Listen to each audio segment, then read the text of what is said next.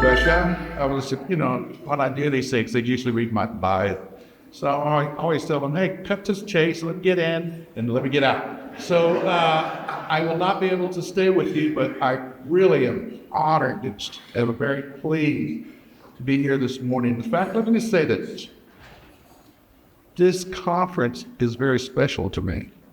I want to thank Rebecca and South Texas Business Partnerships because as I began as county judge really 3 years ago, one of my initiatives was to develop a closer tie connection with South Texas. And so I'm here today to give you a few remarks, but I want to recognize, obviously, some of the leadership in the room.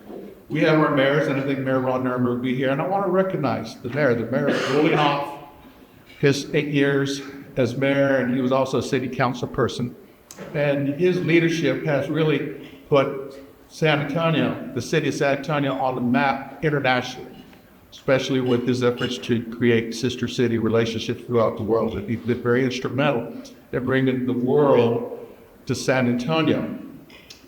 In his final years here, he's made an effort to reach out to South Texas, and I know that the Valley mayors, there are one Mayor Garza, Mayor Cowan, Mayor Spola, Mayor Villalobos, and our local mayors, he's made an effort to bring that coalition together. And so I see myself being a Valley guy, and I'll explain my history for those I know who are not familiar with me, but why that's important, along with our county judges. And I know Judge Guerra, Judge Martinez, y'all are in the room tonight, and we know that we've had ongoing conversations on how Bexar County can partner, especially with our rural South Texas counties. So those counties, let's not forget that there is a lot of land and a lot of opportunity between San Antonio and the Valley and Mexico, right, right, county judges? And so what we want to do is look to find where we can collaborate. Why do you say that's important? Because that is the way we grow as a region. So to the mayor, to the county judges, the political leadership, I need the business community to understand that you're going to have to partner with us elected officials if you're truly going to make an impact. It will have to be a public-private partnership. And so look to these leaders, engage with these leaders, share those ideas, and elected officials, let's make things happen, especially in the big picture to draw this together. And I want to give another round of applause to the elected leadership, mayors, county judges, council people, and all those appointed officials for our city and county government. Let's give them another round of applause.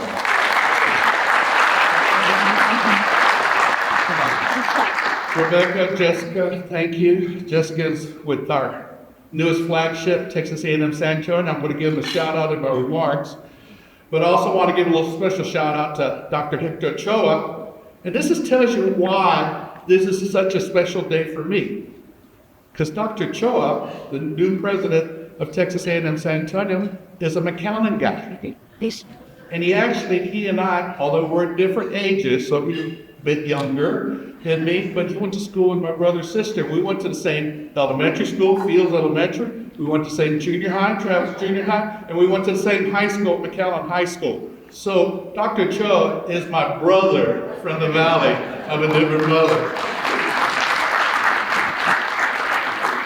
And because of that relationship, we understand the needs of our community.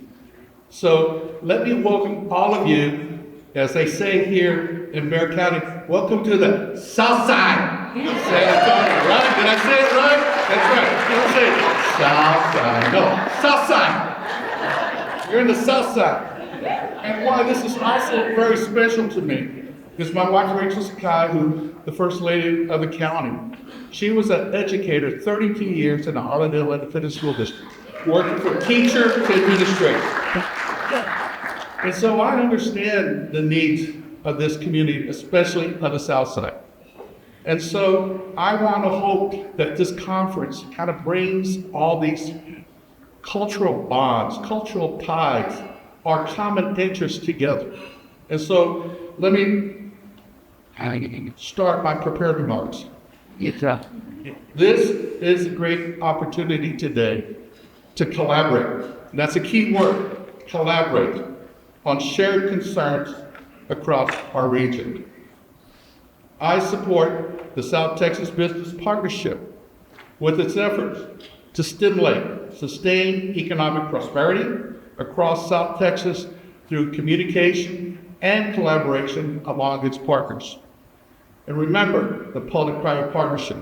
That's why we all have to tie together. South Texas is indeed a global leader in driving social and economic growth while celebrating our cultural values and family values. And you know what that means? Basically, what I've learned here in the South Side is many of the historical contexts of overcoming institutional racism and discrimination are really the same experiences that South Texas, especially in the Valley, has also experienced. And that's why we have a shared cultural values. And we have family values because we're all connected. We have people that live and have families throughout the whole region. This summit can help you achieve several key outcomes: generate new business opportunities, secure partnerships, regional businesses, and external organizations, elevate awareness of South Texas industries by highlighting the strengths and potentials of South Texas as a growing hub for diverse industries that tie us all together. We want to showcase South Texas as a prime destination for the business and investment throughout the world. Let me repeat that, throughout the world. So we can't just say, okay, San Antonio's better than the Valley's better, or Laredo or Carmen. No, we need to project to the world that is looking for their markets that South Texas is the place to come. I've been advocating for South Texas since I took office nearly 3 years ago. Why? One is because I was born and raised in the Rio Grande Valley, and I'm proud to be part of the Rio Grande Valley, and I give a shout out to all those that are from the Rio Grande Valley. Oftentimes people go, hey Judge, how did you get to the Valley? And I know what that means. It's like, you're not Hispanic, right? So let me tell you why, and why the Valley is special to me. Because my family, both on my mother's side and my father's side, were farmers. They had cultural opportunity back. Actually, my maternal grandfather, the Kawahata family, for those who are from the Valley, you do your research, one of the very first farmers in the Rio Grande Valley. In fact, my maternal grandfather brought lettuce to Rio Grande Valley nearly 100 years ago. And that's the reason why I often share the stories about why we need to give dignity and respect to immigrants. Because my grandparent gave me the opportunity as an Asian American to be the county judge of Bexar County, a primarily Hispanic community. And for that, I am very grateful to the values my grandparents shared. And so let us never, ever denigrate the values and the contributions that immigrants bring, both my grandparents and my first generation immigrants bring to our community. As you heard, I've advocated for the Texas Diamond. What does that mean? It means that we have a region that starts with Bexar County to the north, southeast to Corpus Christi, southwest to Laredo, south side to the Rio Grande Valley, and into Mexico. Because that's where our opportunities lie. We know that people talk about Texas Triangle, and I'm not dissing that, but I tried to let us focus on our strengths. Let Houston, Dallas, Austin compete for whatever they want, but why can't we grow and nurture the opportunities of the South Texas Diamond, especially as it relates to our relationship with Mexico, and into Central America, and into South America, knowing that we have a common tie. Same cultural values, same family values. We probably have we know that we have a lot of people that have now moved to San Antonio to live. So why are we not taking advantage of those same ties, not only this group, but recognize that we have a tremendous nucleus of people that share the same values. As we know, This south side has also been an underserved area, but it's primed for economic growth, and that's why this conference is so important. Let me remind those, when I was in the Valley, we had the same discussions growing up. Why isn't the Valley getting its share of resources? And I remember the fights with elected officials, especially in the legislature. Why isn't the Valley having more resources for higher ed, right? And because of those fights back in the 70s, the 80s, and 90s, and even to now, those fights have led to the growth of UTRGV, a new medical school. We know that we got a pharmacy school, and we will continue to have to advocate in order to establish that foundation. So we should be competing with each other when we know that we have to come together as a region and convince the people in Austin, in Washington, D.C., that they must invest into the South Texas diamonds, and that it is truly in the interest of Texas, the country, and for us to do that. We also know that Bexar County, I gotta also recognize one of the great things that we have here since I have moved and established my roots as a regional hub from everything to healthcare. And what I want to put on the table, and what was discussed, is the new merger of UTSA, sorry, Texas A&M San Antonio, but University of Texas San Antonio, go Roadrunners. They got to the baseball, they lost to the super regional. But UTSA and UT Health Science Center are merging. And the thought and the purpose and the goal is that it become one of the top tier 1 higher ed education institution, especially with the merger of the medical school in the whole country. And we know that healthcare, especially with the University Health System, which is a county, I hate saying it because people think, ooh, it's the county hospital. But let me tell you, it is one of the premier health facilities in our county. You know why? Because I go there in order to get my health care met.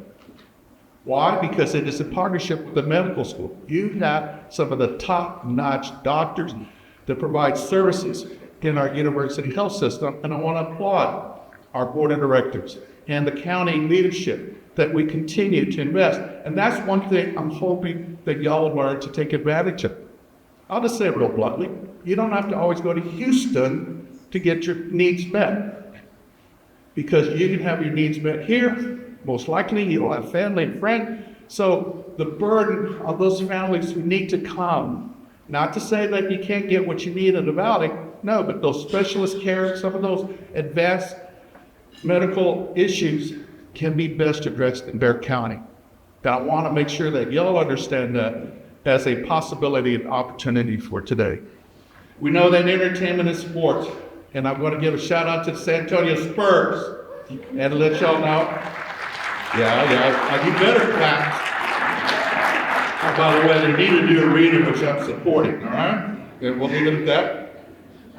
But we know, I go to Spurs games and there's always the Valley people there. They're always there. And so we need to take advantage that we got people coming and going at all times because of the closeness of proximity. We know that we have great shopping centers, right?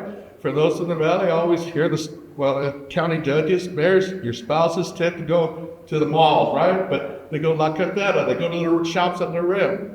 So let us figure out, not dissing the shopping centers in the Valley, but let's enhance the trade, because we know for the longest times, Mexico would send people to North Star Mall. And so those are the economic opportunities I want y'all to explore as to how we expand that. And how do we keep that in light of today's world?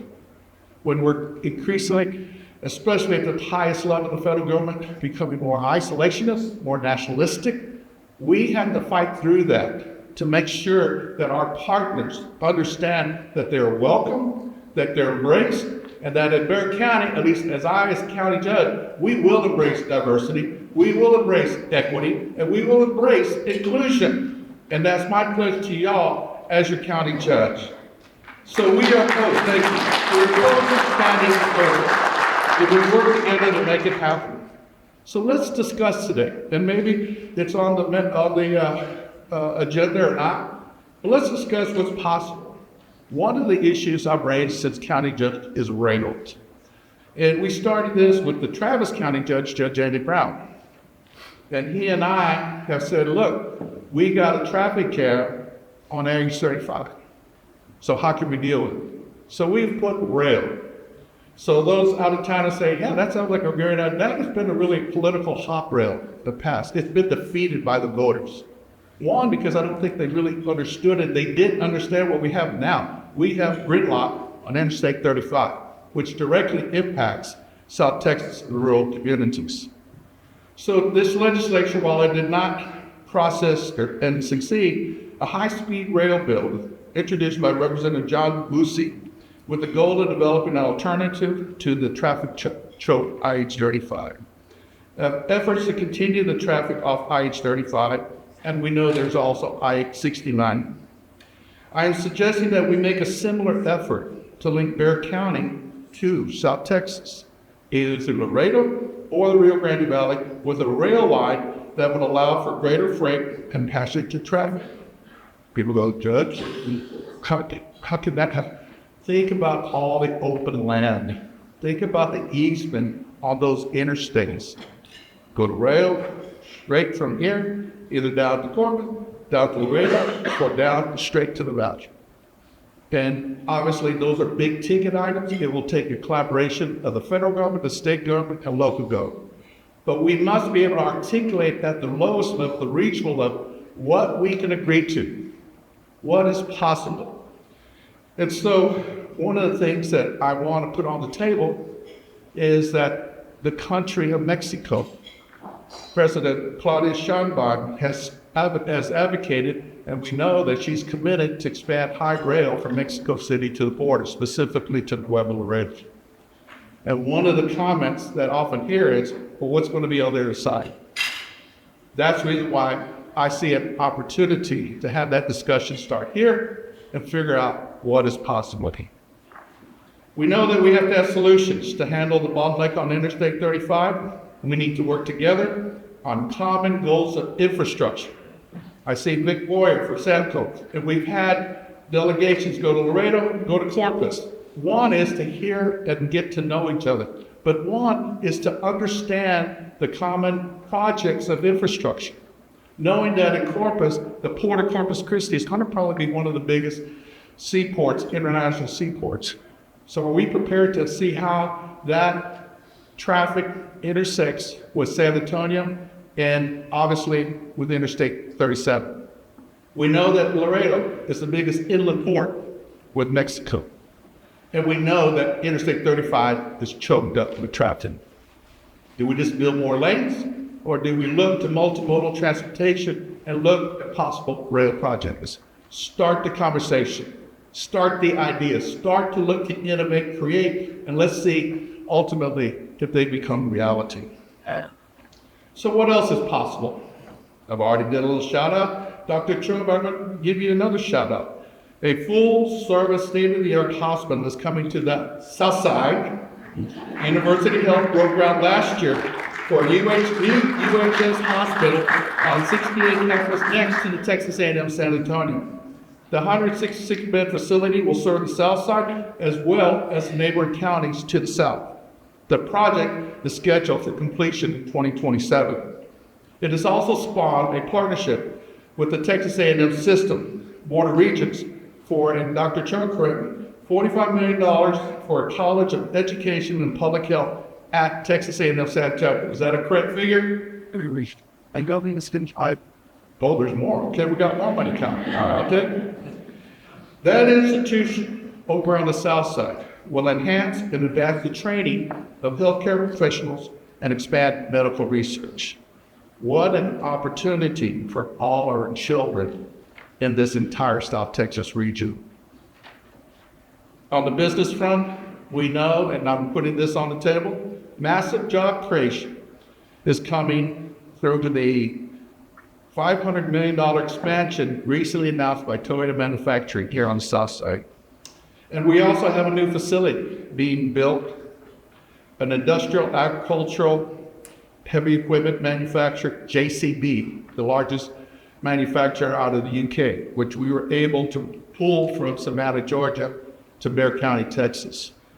And just recently, they made a decision based on all the, what I call the craziness coming out of Washington, D.C., to double the capacity.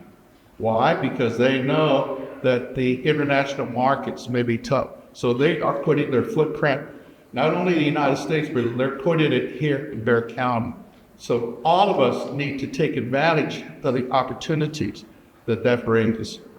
Additionally, and I know David Marquez from our Bexar County Economic and Community Development Office, the county has a report that I would like for y'all to also put on the table. The Texas-Mexico Automotive Supercluster, known as TMAX, shows the impressive growth of this sector in this region.